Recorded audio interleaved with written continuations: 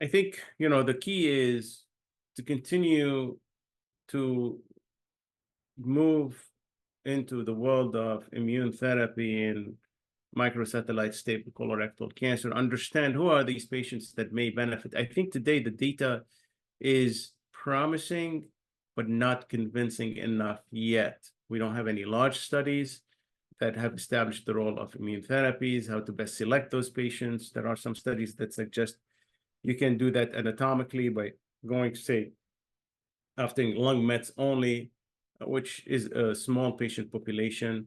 But also this patient population has a superb outcome overall, meaning when they have lung only, I've had patients who went 2-3 years without even needing treatment with their tumors in the lung not growing. So it's a different biology, and whether the effects of immune therapy there are true or not will require randomization to understand this a little bit further. So still not there where we need it yet, but also for the overall majority of those patients with colorectal cancer and microsatellite stable, the question is, how do we best get to the point, where these patients would be able to benefit, from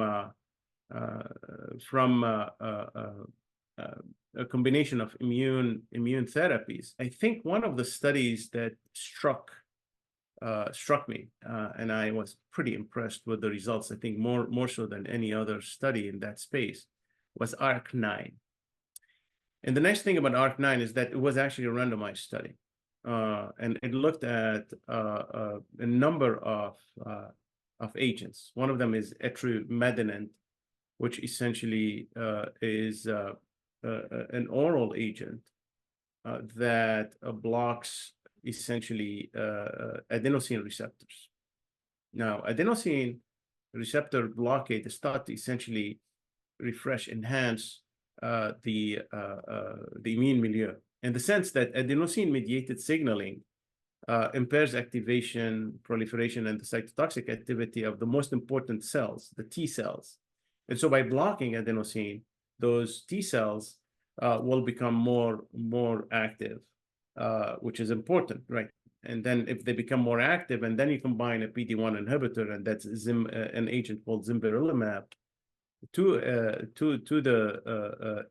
etrimedenant, and then technically you would start seeing more activities. But it turns out also that, by blocking this agent, by blocking that receptor with this agent, you actually also rekindle the activity of oxaliplatin. So this study, quite complex, it had FOLFOX, it had bevacizumab, it had etrimedenant, and then zimberelimab.